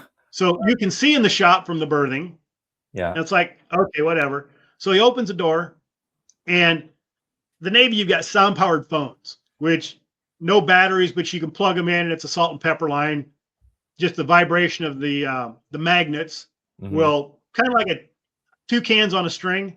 Right. Yeah. Same sort of a thing. So here's this pile that's probably 2.5 foot wide and about 2 foot high of broken mics and sound powered phones. And he's like, "Well, just throw your bags in here and I'll go show you the ship." Okay. So we start walking around. Now the chief was the only seaman on board. Okay. And because it was such a small crew, we were part of the electrical division. Well, the IC chief happened to be the electrical officer at the time. Okay. And he was the DAPA and the career counselor and all these other collateral duties, plus the electrical officer. So, plus he was the down in engineering, he was in charge for a watchstander. He was a senior watchstander down there. So he didn't have time to work on this stuff. Yeah. So he was he was one of the, I think he was one of the EOWs, was engineering officer of the watch. So in charge of the whole engineering plant on your 4 hours or whatever. Mm-hmm. So he's taking me around the ship, and the primary job for that ship was rescue and salvage. Okay. So we would tow stuff and we would de-beach stuff. That was what our job was. Okay. But he's walking around because we're picking up a sub when we leave Panama to take it to Washington, to Bremerton, for decommissioning. So we walk around and he's like, okay, you got problems here. This is always a problem. And this is what the problem's going to be. Just bring them another setup and then go fix the stuff that's down there. And then, so we're walking around the fantail or the back of the ship where the towing lines are going to be at and the winch is at. He's like, yeah. This is the problem here. Okay, roger that. Takes me around. We go up to the bridge. He's like, okay, well, on the outer bridge, there's an anti-aircraft alarm. And he goes, that's never worked since I've been here. We'll have to figure that out at some time. I'm like, okay. We walk in the bridge. He's like, here's the 1MC mic, which is the general announcement system through the ship. He's like, the mics here break all the time, and it's a broken wire, but they need it replaced right away. So just go grab one and bring it up and hand it to him and then go down and fix it. I'm like, okay. So he walks me around the ship, down into engineering. He's like, hey, these are problems, these are problems, these are problems, these are problems, these are problems. And I haven't had time to work on them. So we know what you're going to be doing. Okay. So then he looks at me and he's like, yeah, well, we'll see you tomorrow. I looked at him like, see you tomorrow? He's like, well, yeah, you can stay if you want to, but you don't have to. You can go do whatever you want. We'll see you for muster tomorrow morning. What? And everybody on the ship is leaving because they just pulled into port. They've been underway for a week and a half or so. Yeah. So they all take off. And he told me, he goes, well, here's your rack. You can put stuff in it or whatever. Well, I ended up going back to the hotel that I had been at for the past however many days. Yeah. Had another good evening. And so came back the next day and then started putting stuff away and meeting the guys in the electrician shop. Uh-huh. And started my time on board. When we left Panama, we had this sub behind us. And in the first couple days, the water was like glass. Literally, we were down there and another salvage ship was down there, and we both had a sub that we were towing to Bremerton. Okay. So as we leave Panama, I've got some pictures, and the water is glass. I mean, literally, you can see the wake from the ship, and you can see the wake from the other ship and sub. But other than that, I mean, you can see a perfect reflection of the sunset on the water. Beautiful. That's a good introduction right there. It was. It won't be that way long, but it was a great introduction. So short introduction. Like the second, yeah. So the second day, I think it was the second day, we're underway, and they're going around doing light checks before dusk to make sure that the lights on the mast work and navigation lights and everything. So here comes this individual from the electrical shop, and he's like, hey, you've got to go aloft to change this light bulb. Because come to find out, none of those guys like to go, none of them like heights at all. They hated it. So again, I am not qualified to wipe my butt on the ship yet. And they're like, hey, you need to go do this. Okay. And I'm like, what do I do? And it's like an old headlight. There's 2 wires to it, not a big deal. But they run the chit so that I can go aloft. And I have no idea what I'm doing. They throw this aloft harness on me. Uh-huh. And they're like, okay, well, crawl up here and put this on, and it'll slide up the pipe, and you just go up, and then when you come down, you got to pull it so that you can come down. And okay, sure. So I grab my tool bag, and they've got stuff tagged out. They've done all the paperwork. They hand me this tool bag, and I hear from the bridge. Now, I've never met the CO.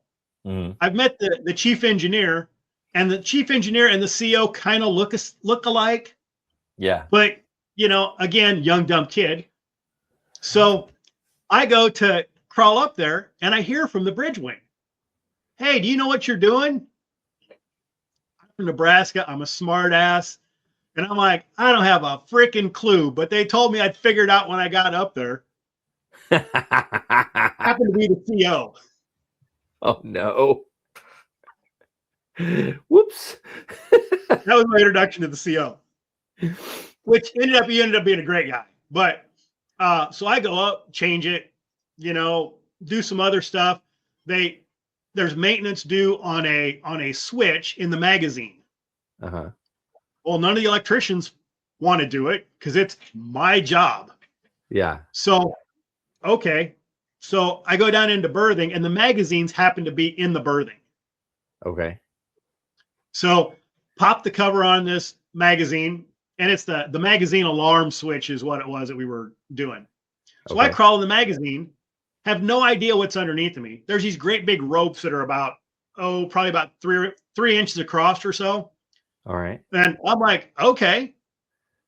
So I'm down there, and somebody's watching TV, and they looked at me and they said, hey, do you know what you're doing? I said, well, taking the screws out, and I'm going to check this and, you know, make sure it's clean, and not a big deal. Well, do you know what's underneath of you? No. Ropes of C4. Oh, God. Yeah, this is my first week on board. I'm doing maintenance on a switch above ropes of C4 underneath of me that they would use in case, you know, we had a salvage mission to where you had to blast reef to get a ship off or whatever. Right. But yeah, that's what it was. Oh my goodness. Well, that's fun. Yes, it was. We made it up to Bremerton finally after like 2 weeks.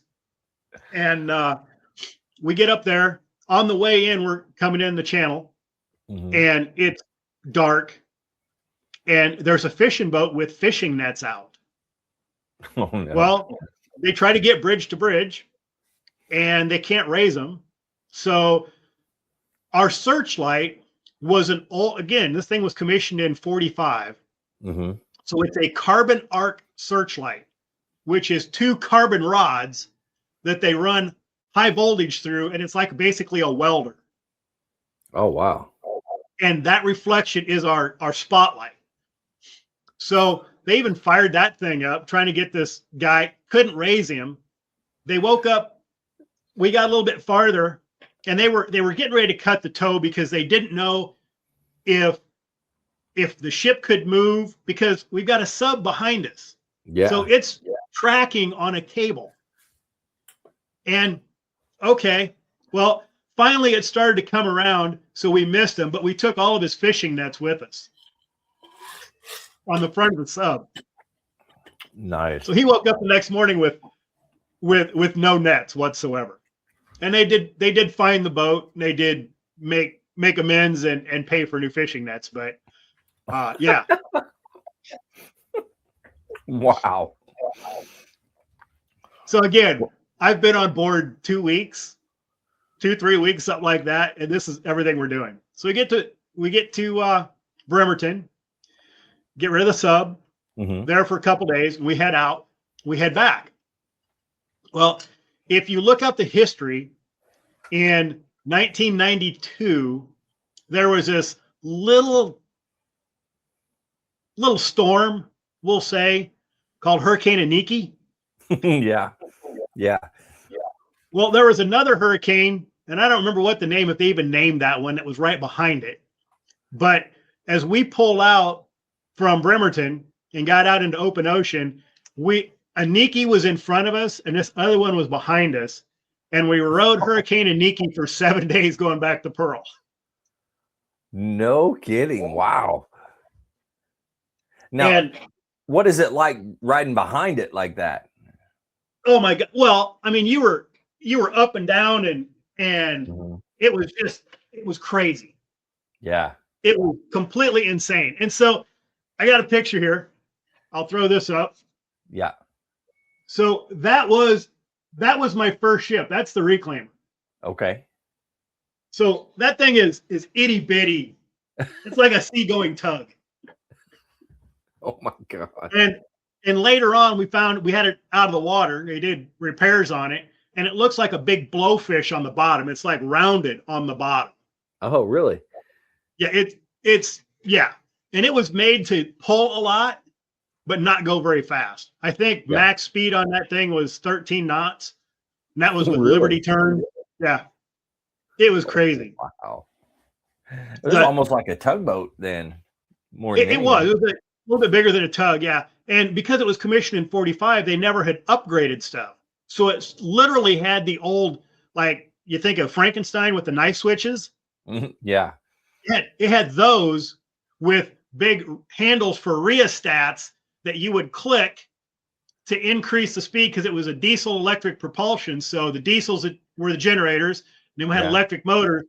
So it was like turning a dimmer switch up on speeding it up. So we would watch the amp meter and we would turn it up. And as long as it was smooth water, we were okay. But you get very rough, and then you come up, and the screws would come out, and yeah, that was a royal pain. Wow, that's amazing. Yeah, that we're was, talking early '90s, and we're still using that technology. It's oh yeah. Yep. Wow. Yep. Yeah, it was a crazy crew. We worked extremely hard when we worked. But when we were in a port somewhere, we relaxed just as hard as we worked. I never had it put that way. We relaxed just as hard. I like that. Yeah. Work hard, play hard. Yeah. That's great. So during the Reclaimer, the I seamen were in charge of the movies too. That was part of our electricians in the movies, and the I seamen were in charge of the movies, the sight system. So we had a whole bunch of movies, and we need to get rid of them. So I had taken them off the boat to inventory them and just ship them out from my place. And I had talked to my first class. My first class was like, "Oh yeah, that's fine," because we were going in the yards. So he's like, "Oh yeah, not a problem. Go ahead, do that." Well, that was not the right thing to do, shall we say? We had the chief had left, and we had a new IC1 or a new first class show up, and by that time I'd made second. So I literally get to the ship as an E3. Okay. And when I graduated my A school, they said, if you get to the command and they like you and you're doing a good job, you can sign an extension for a year, and they'll give you E4. So I get there in August.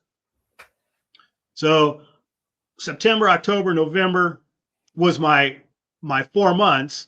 It was 3 or 4 months, but it was when I could put it on.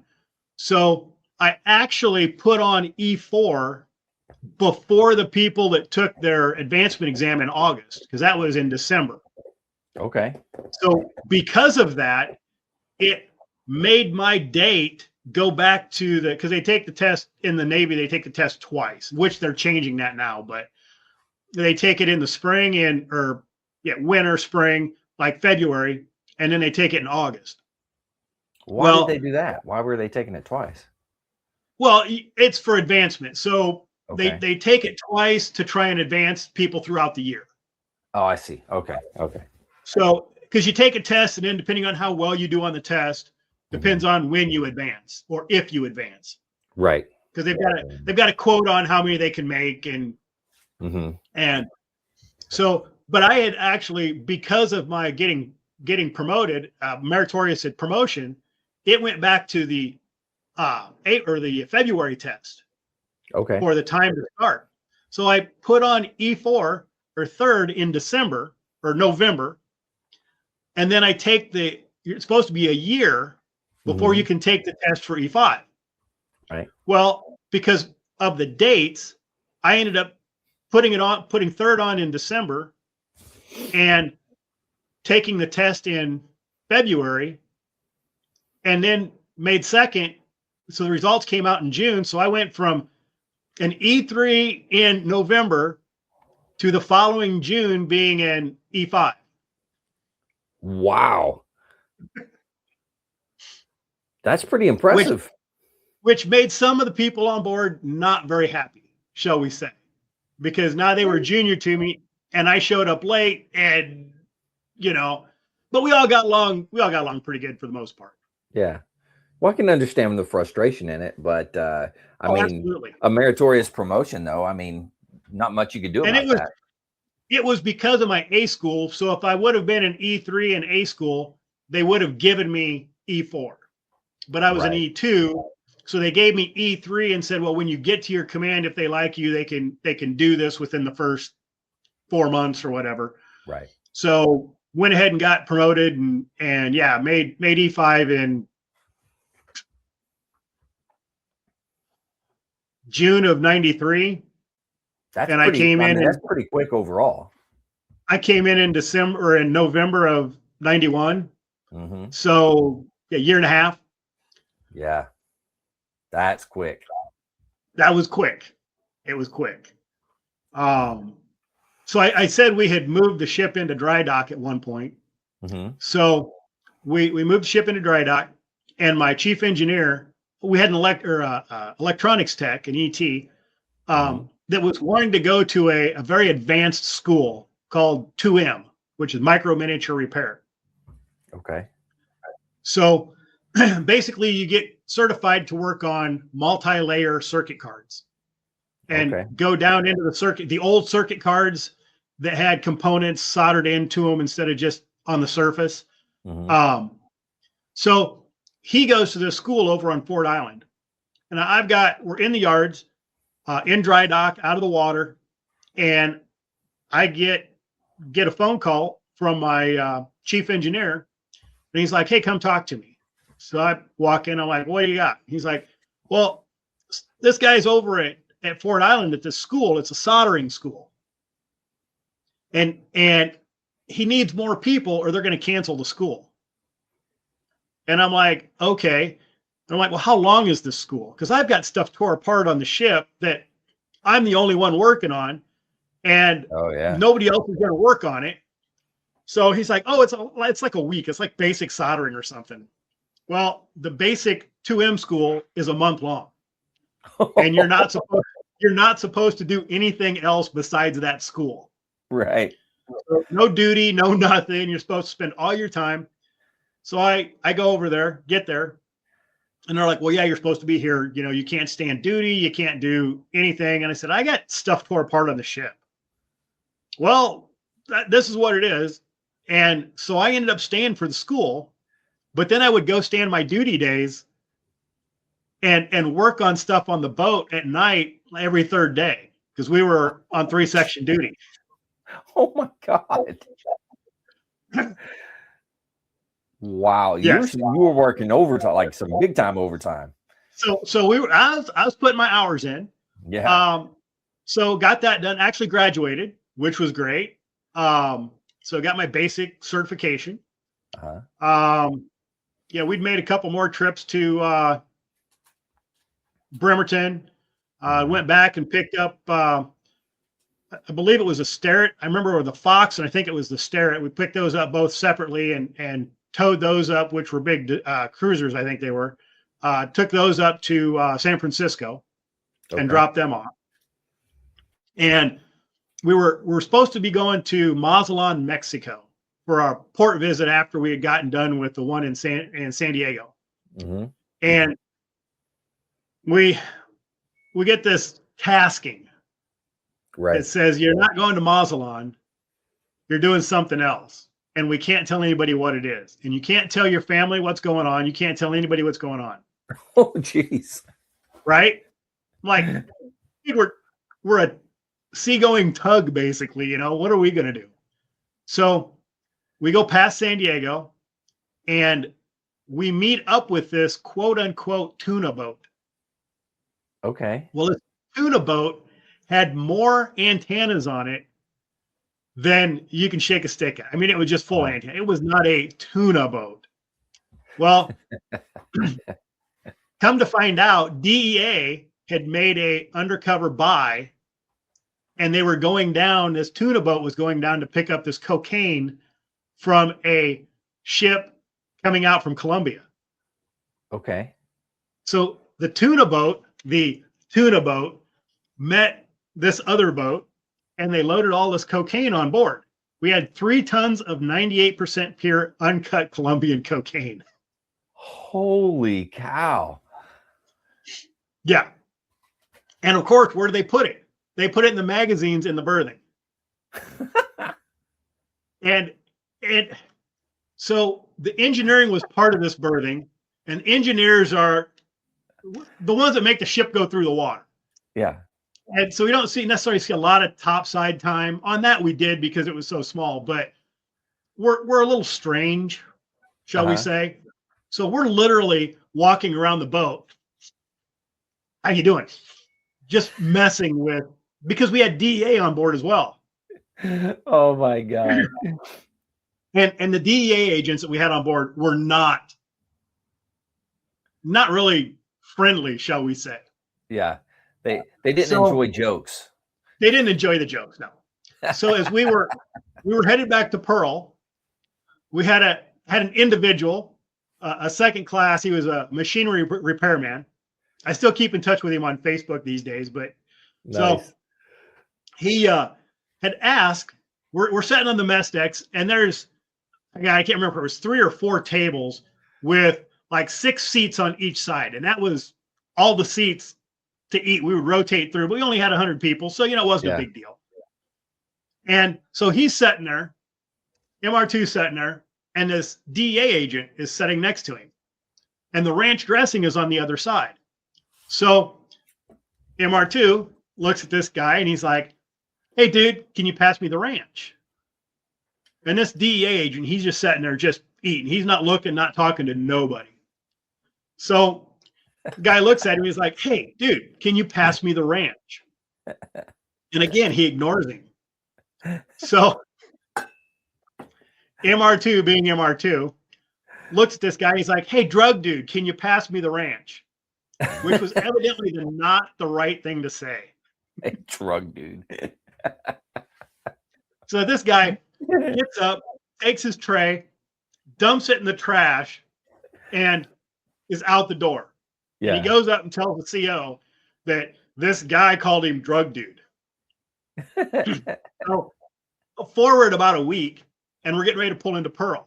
Well, the Navy's got this big exercise called RIMPAC that happens every year, and it's all the countries in the Pacific Rim that get together and work together. Right. So that year, we were the only ship that pulled in while the ships from RIMPAC were pulling out. Oh, wow. Which is like it never happens. But we had this cocaine on board. So we pull in, we go over to some piers off to the side, and we get there to unload it. And here's this U-Haul truck sitting there. And we unload it into this U-Haul, and they drive it over to Hickam. They load it on a cargo plane and fly it back to the mainland. That's weird. And again, we're all supposed to be super quiet about this. Nobody's supposed to know. We end up taking a port visit to Molokai like a week later, which is one of the smaller islands there off Oahu. And it's on the news that they had made the bust, or like 11 of the 15 busts that they were trying to, the big kingpins on the West Coast. Yeah, it's all over the news. And there's our hat, people with their hat on unloading these drugs, USS Reclaimer. That's pretty good. And you can't make this shit up. I mean, you just can't. Don't say anything. You can't say anything to nobody. It's a top secret. It's classified. We can't tell anybody, and it's on the news at 10. Oh, that's great. That's great. Yeah. So we ended up decommissioning that ship, and finally put her to rest. Put her in mothballs for they actually cut her up, I think, in 2009, when they actually cut her up for razor blades or scrap steel. Yeah. But they took her down. They ended up towing her from Hawaii down to Texas. I think Boonville's where they got their big scrapyard. Okay. And they scrapped her down there. So no kidding. There's pictures, some of the old guys from way back in Vietnam, because I mean that thing was around for Korea, Vietnam. Like I said, the Bikini Island nuclear testing. That's just wild. The way I found out about the nuclear testing was I was on the forward mast working on the anemometers, as the technical term for them, but it's the wind birds, what tells you wind speed and direction right on the ship. And I'm up there, and one of the chiefs came out, and he's like, "Hey, is it hot up there?" Well, it's like June or July in Hawaii. Yes, it's hot. Of course it's hot. And I was like, "What do you mean?" And he's like, "Well, is it hot?" And I'm like, "Well, yeah." He goes, No, from the nuke." I go, "What are you talking about?" So I get down. He's like, "Yeah, they come around every year and do a survey on the forward mast because it's still hot clear up there where you're working at." Are you serious? Holy Dead serious. moly. Dead serious. He's like, "It's no more than like a sunburn. It's okay. Don't worry about it." Yeah, I brought that up to the VA, and they're like, "Oh yeah, it's nothing to worry about." And I'm like, "But it was exposure." "Well, no, it's okay. Don't worry about that." That's just insane. Yeah. Wow. Yep. I would say that's something to consider. At least, put a note in a record somewhere. And they're like, "Oh, absolutely. Don't worry about that." You're just like my knees, my ankles, and my feet. They're not service connected. Don't worry about that. Yeah. These are not the service connections you're talking about. Exactly. So yeah, we had my first dog. I got married while I was in Hawaii. Okay. Had a motorcycle while I was over there part of the time. Nice. Had my first daughter born in Hawaii, up at Crippler, the Pink Hospital on the hill, which is, yeah. They took me in one day for, my wife took me in for being dehydrated, and they're like, "Well, we're going to give you an IV." I'm like, "No, I don't trust you quacks. If you're going to give me an IV, I'm going back to the boat, and I'm going to have Doc give me an IV, because I trust my corpsman more than I trust you guys." They're like, "Well, just drink Gatorade. It's fine. Don't worry about it." That sounds right. Yeah. There was, like I said, we had a blast on that boat. It was, we had a bunch of divers on board. We had a decompression chamber on board. So, wow. I mean, what do you do in the military? You may drink now and then, every once in a while. It's possible. So, allegedly, divers would come back and wake somebody else up and put them in the chamber under pressure to sober up on oxygen. All of the oxygen that we had on board was all medical grade, even for the torches. So allegedly, we may have drained a few bottles of oxygen, taking hits off the torch to sober up in port. Stuff like that. Yeah. I mean, if you're going to do it right. So, I mean, there may or may not have been IVs given. My corpsman, we had two corpsmen. We had a chief, and then we had an HN3. So me and him both put on E4 together. Okay. And I knew him. I mean, we were buddies. We were there was a group of us that used to hang out. Doc was the odd one out. Had an electrician and had an engineman, and the electrician, that poor boy, he was from Arkansas, and I'm sure I'll tell him about this, so he'll look at it and watch this at some point. But we used to give him a bad time. We were like So if your mom and dad get divorced, will they still be brother and sister?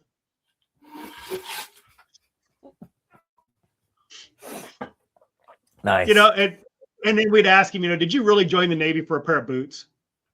And and the poor guy, we were up in Bremerton on one of our trips up there, and me and the Ian2 were walking around with him, and he's like, why do you guys always pick on me and laugh at me? And we're like, we don't laugh at you. We're laughing with you. You're just not laughing.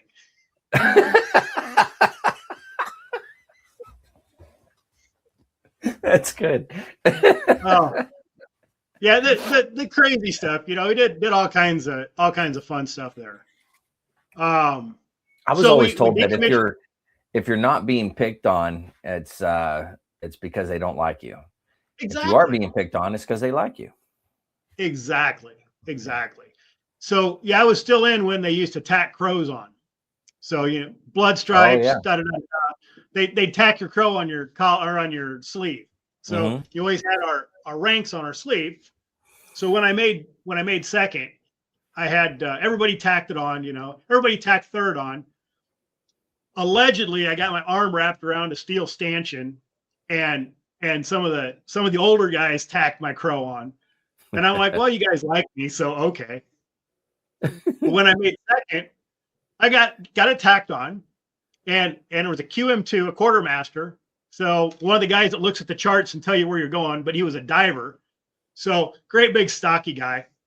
And we were in the yards, but we were our galley, where we're eating at and stuff was on a barge that we had tied up next to the ship. So the day after everybody tacked it on, this guy comes back. He was at a school that day. And he sees me and he's like, hey, Gross. I'm like, what? He goes, rumor is you made second. I go, yeah. Where were you at? Well, come here. I want to make sure that doesn't go anywhere. So he hauls off and tacks it on. And I'm standing on one side of a couch.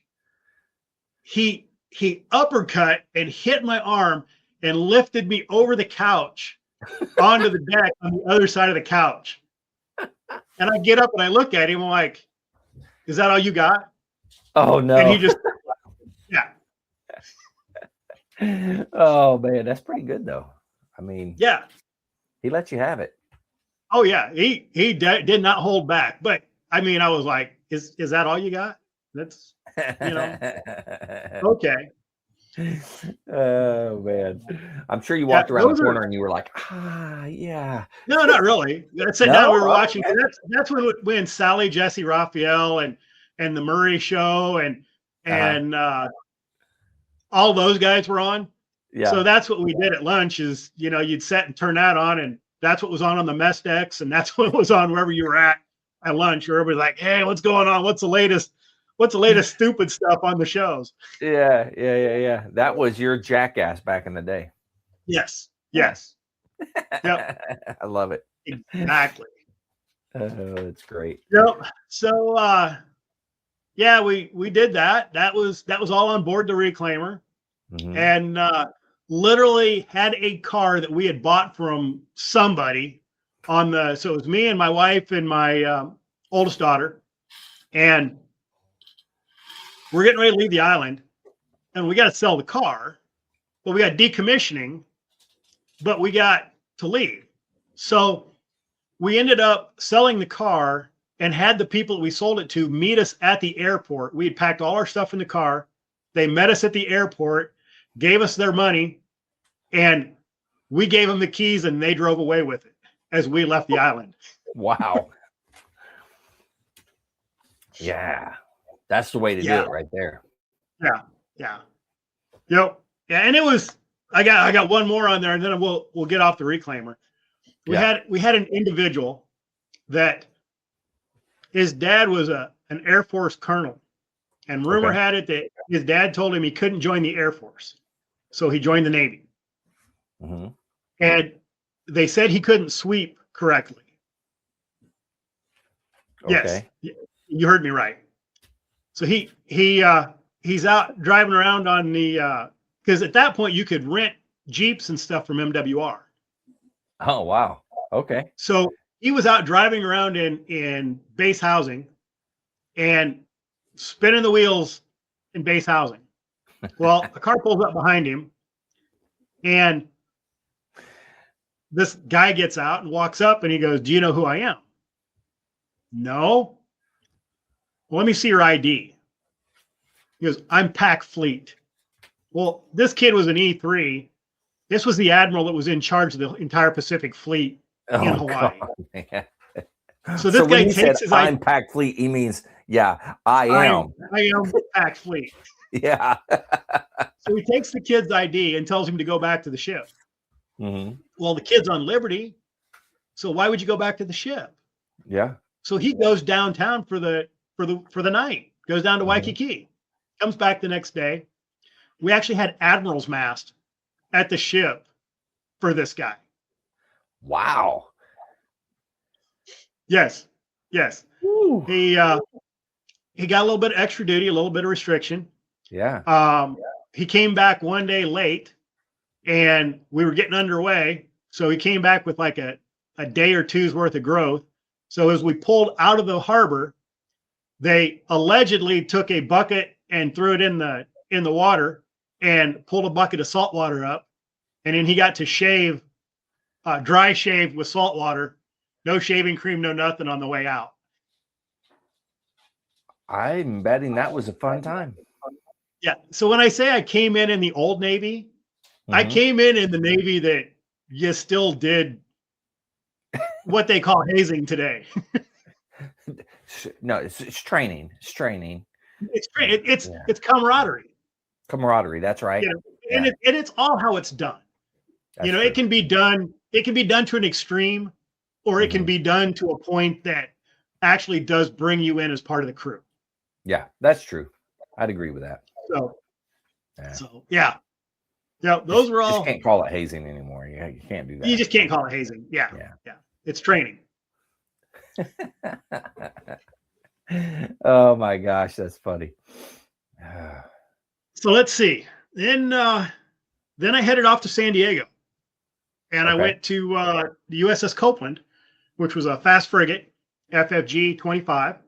Okay. Stationed That's in San a little Diego. bit bigger, right? A little bit bigger. Had a few more people on board.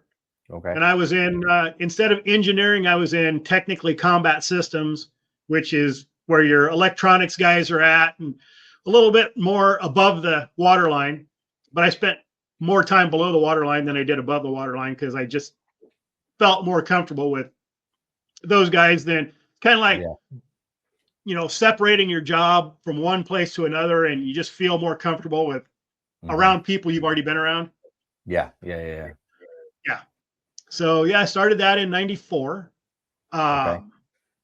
We went through, had a big inspection on board. Well, on there, I was already a basic 2M tech, so just under a magnifying glass. Well, while I was there, they found out, so they sent me to the advanced 2M school. So I became a micro tech, where I could literally do circuit cards underneath of a microscope. Literally, you're sitting there like this. And it was, the certification was to go on anything that went in the air or under the water. So I had the same quals that somebody working on the space shuttle or aircraft. I mean, that's how intricate the stuff was that we could work on.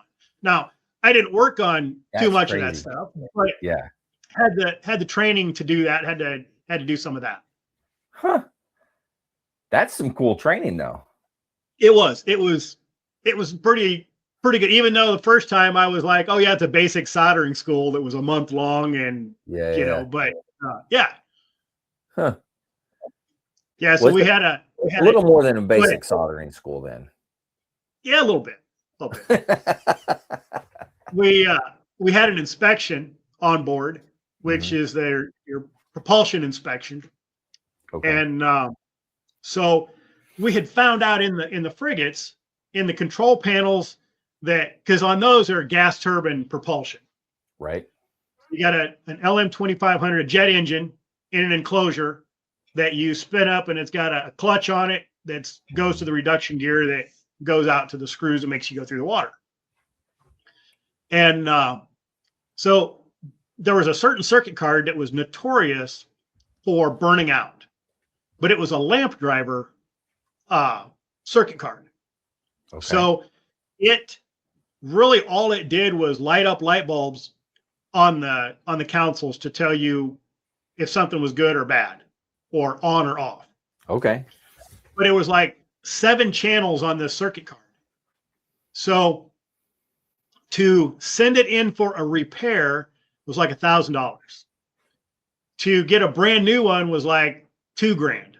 But to send it in, it may be gone for 6 months while they were repairing it. Mm-hmm. So during my time on board, I took an old Huntron oscilloscope and a bad card, and it had 7 channels on it. So I reached out to engineering and I said, I need to know what channel is bad. So they put it in, and they found out what they could put stuff in to find out what channel was what was working and what wasn't. So they'd come in, they say, okay, channel 3 is bad. Okay. So I went with this little scope and found out that a plus sign was good, and a plus sign with a little bitty square in one corner was bad. But I had to go circuit by circuit, component by component to find it. So I finally found out what it was, and asked the CO, because you could only repair them if the CO said it was okay. You had to have a letter stating that you could do this. You couldn't just pull it out and go work on it. Right. So the CO was like, yeah, they sent me to the micro school, and then they were like, yeah, you can try that. So I did, and I fixed it. Well, the Navy stock system part that actually went out on these was like, it was less than $2 through the stock system, but the card was $1,000 to get it repaired, and like $2,000 to replace it. Holy cow. So once I figured out what the problem was, that was always the problem on those cards. Yeah. So once we figured it out, engineering would take a card out that was bad, and they would say, okay, these lights are on this channel, so that's the bad channel. So they would send it up to me, and I would repair it. God, I don't remember how many cards I did before this inspection, but it was crazy. And the morning they checked on board to get underway to go out and do checks, engineering called me up in the shop, and they're like, hey, we've got a card that's bad. I said, you know what channel it is? Yep. They sent it up. I repaired it. They sent it back down, stuck it in literally as they were ringing the inspectors on board. Oh, wow. Talking about last minute. Last minute stuff. Wow. That's pretty awesome, man. I mean, to have that ability and to be able to fix things like that, and so you're saving thousands and thousands of dollars. Yeah, and time. Oh, because yeah, none of those ships on the waterfront had all of their cards working. It just didn't happen. Yeah. So when they showed up and all of our lamps are working, they're like, what's going on? Yeah. Why is this? Yeah. What's the deal? And we had one of the diesel generators for electricity on board you got high and low water temps, so that if it gets too high, it shuts the diesel off. So you don't burn stuff up. Right. And we had one that had a switch that was bad, a high temp switch that was bad. Okay. So the engineer calls me. I go over to the cabinet, and we didn't have a switch that was the exact temperature range that it was supposed to be, but we had one that had a bigger range on it. So it met the requirements for it, but it wasn't as close tolerance as what it should be. So they're like, well, you need to go get this calibrated. And there happened to be a subtender on the pier across the pier from us that was in the middle of being decommissioned. Okay. And my XO knew their XO. So he'd made a deal that if we needed anything, we could just go over there and get it done. Okay, great. So I grab the switch, I go up to their calibration lab, and I get this individual that was not part of the calibration lab. The leading petty officer, the E6 that was in charge of the lab, had left. And this was just some random E6 that they had put in charge to run the shop. Okay. Basically be the leadership for the shop. Okay. Right. So I go in on a Friday afternoon. Everybody's gone except this guy. And I'm like, well, I need to calibrate this switch. He's like, well, we can't. What do you mean we can't? He goes, who sent you over? I said, well, the chief engineer sent me over. He goes, well, your chief engineer's an idiot. Okay. So I leave. I go back. Again, I'm the smart ass. So I go down into engineering. The chief engineer is on one side of one console with the inspectors. I've got a couple of ensigns, brand new boots that are there on the other side. And they're like, hey, did you get that switch calibrated? And I'm like, no. They're like, why not? I'm like, because the engineer's an effing idiot. And I said it loud enough that the engineer and the full bird captain and all the inspectors on the other side of the council could hear me. And the engineer pokes his head around. He goes, excuse me? I said, sir, that's what the first class over in the Cal lab said. He said he couldn't calibrate this, and you were an idiot for sending me over there. So the CO grabs the phone, calls the XO. And the engineer looks at me and he goes, go meet the XO on the quarterdeck. Roger that. So, here I come bebopping up. They're like, oh, what's the problem? I don't know. And so we go over the ship. We go up into the lab. And here's this first class sitting there looking at me. And I walked in with the XO. And the guy's like, yes, sir. He goes, we need to get this switch calibrated. He's like, well, I told you guy that we can't calibrate it. I don't know how to. And all my guys are on Liberty. He said, we got one guy that's down doing his mess cranking duty, but he's not coming up for that. And the guys, or my XO was like, get him up here and he's going to calibrate this. So I looked at him and I said, well, are you using the little blue box to calibrate it? Well, I think so. So we go back into the back room. I looked, I said, oh, I got this. I'll calibrate it. So I calibrated it. And I go to one, and the XO had left. And because the XO looks at me and he goes, can you really calibrate that? I'm like, yeah, it's simple. Not a big deal. So I calibrate it. I get ready to walk out, but I need a sticker to put on it that says it's calibrated and when it was done. Yeah. So I asked the guy, I said, I need a sticker. Well, I'm not going to sign it. I said, well, you don't have to. I'll sign it. So he gives me a sticker. I sign my name and I initial it and put a date on it. We take it back down. They put it in. That switch got commented on by line item in the inspection for that diesel shutting off as close to the exact point of a temperature that it was supposed to. No kidding. Wow. Holy cow. Yeah. So when we got underway, we did our inspection, we came back, and the CO, his wife had gotten in an accident. So he was literally headed off the boat to go to the hospital for his wife.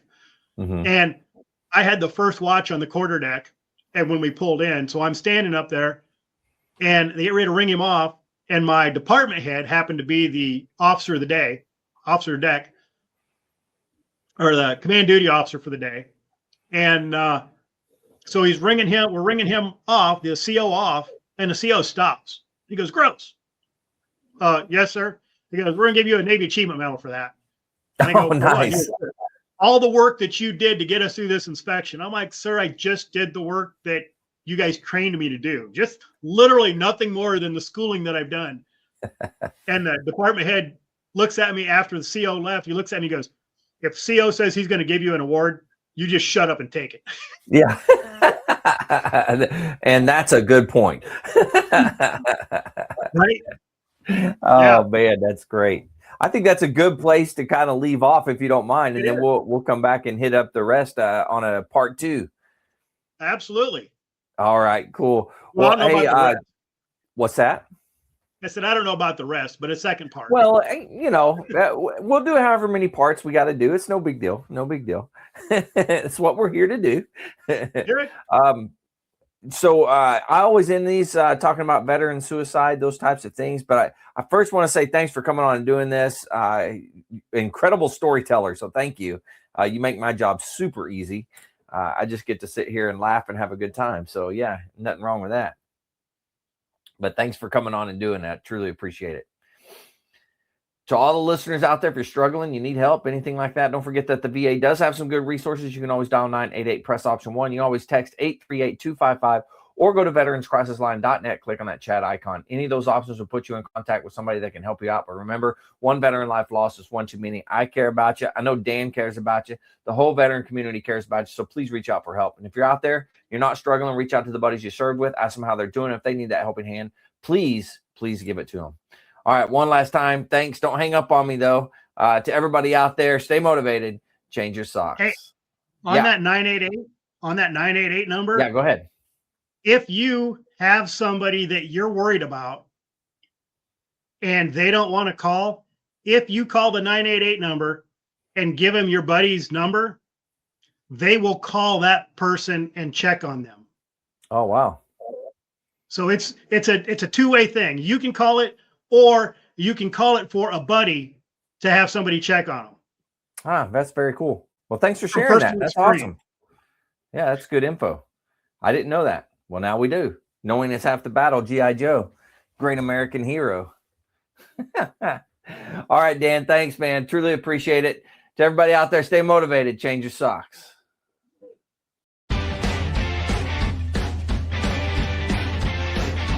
No more 22. On to the journey and finish the fight.